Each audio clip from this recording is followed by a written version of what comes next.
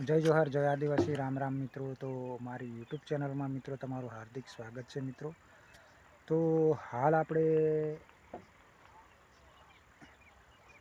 સરસ મજાનું કામ કરીને નવરા થઈ ગયા, કારણ કે મોટા ભાગનું કામકાજ આપણે છે ને આજે આખો દિવસ સવારથી કપાસના ભાઠા ભેગા કરવાનું કામ હતું અને બીજું કાઢવાનું। એટલે મિત્રો આપણું પડું આજે છે ને બહુ સરસ મજાનું ચોખ્ખું એકદમ ટીકડીને ટચ થઈ ગયું, કારણ કે હવે આમાં રહ્યું ને પણ પથ્થર બહુ છે। પથ્થર એટલે જો દાળિયા કાલે ગામડે જવાના ઘરે, એટલે ઘરે જવાના છે ને એટલે આપણે થોડુંક એમ સવારથી 12 વાગ્યા સુધી પથ્થર વીણવાનું આ પાડે છે, એટલે વાંધો નહીં, બપોર સુધી આપણે વીણાવી લેશું અને પછી બપોર પછી ઘરે વહી જવાના, કારણ કે ઘરે ઘણું બધું કામ કરવાનું હોય છે, ખેતીવાડીનું અને છોકરાને ભણવાનું એ બધું કામ હોય, એટલે અને ઘરેથી આવ્યા લગભગ 1.5-2 મહિનો થાય, એટલે હવે ઘરે જવું પડે છોકરાને ભણવાનું। તો મિત્રો નવું બળતણ આપણું છે, આ ચા બનાવવા થાય, કારણ કે આ દાળિયા ઝાઝા હતા ને એટલે બધું બળતણ ખૂટી જ ગયું। આપણે હવે બાળવા માટે આવા કપાસના હાટીકા નથી, પૂરા થઈ ગયા। હવે નવો કપાસ આપણે આ જોઈ લો મિત્રો, નવો કપાસનું આમાં કાલે વેણી હતી ચા મિલવા રાંધવા।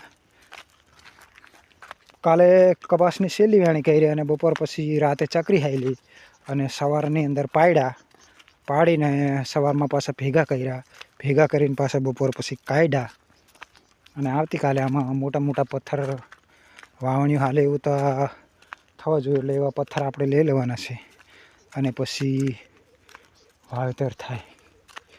જ્યાં સુધી પાણા કહેવાનો મતલબ જ્યાં સુધી પથ્થર નહીં લઈએ ને ત્યાં સુધી આપણું કામકાજ નહીં થાય, કારણ કે આમાં અમે પથ્થર છે નવું પડું છે ને, આ નવી વાડી જ નવી છે એટલે પથ્થર વધારે છે, કારણ કે આ ચોમાસાનું સિઝન વાવેતર કર્યું અને આ શિયાળું બીજી સિઝન। અને મિત્રો આમાં પણ આપણે લગભગ ઘઉં વાવવાની યોજના છે, ઘઉં વાવી દઈશું, પણ પહેલાં પથ્થર લેવું પડે। અને જ્યારે ઉનાળાની અંદર રિપેરિંગ કર્યું ને, આ પડું ચોખ્ખું કર્યું ને, પાણા પથ્થર કાઢ્યા ને મિત્રો ગજબ। આ બધા પથ્થર છે ને, આ પથ્થર બધા અહીંયાના જ છે। અને મિત્રો આપણે દેશી ગામડિયા માણસ રહ્યા ને, એટલે આ બધું આ પાપડી બાપડી બધું શાક બકાલું કમ્પ્લીટ રાખીએ, એટલે હું લેવું ના પડે। તો આવું છે બધું આપણે મલકની અંદર વાવેતર ચાલુ છે, અને આ બધું કપાસ બપાસ બધું પાડવાનું પણ ચાલુ છે, કારણ કે હવે સિઝન પાછી શિયાળું લેવાની શરૂ થઈ ગઈ છે। એટલે ઓય તો બાન આલું ઢેગડી બેગડી લઈ જ જા।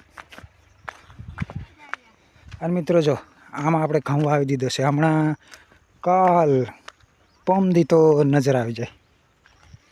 અને આ બાજુની આપણે ભાઈ બહુ મસ્ત માણસ છોટાઉદેપુર બાજુના છે, દાડમની વાડી છે, ફાર્મ હાઉસ દાડમ રાખ્યા ભાગમાં, એમાં પણ વાવેતર કરશે હમણાં થોડાક સમયની અંદર। કે ચાલ રાંધવાનું મોડ થાય એમ, હજુ નાહું ધોવું તારો બાપ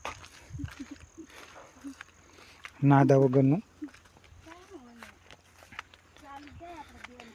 તો ગાઈસ અહીંયાથી આપણી સામે જ વાડી છે જો, અને પડખે બીજી વાડી નવી રાખી, એટલે એક્ઝેક્ટ એમ ઓલી વાડીએથી એમ નજર બજર કરવું હોય ને તો થાય, ઢોરા બોરા આવે ને તો ખબર પડી જાય, એવું એક્ઝેક્ટ વાડી રાખી છે નવી, એટલે સારું છે।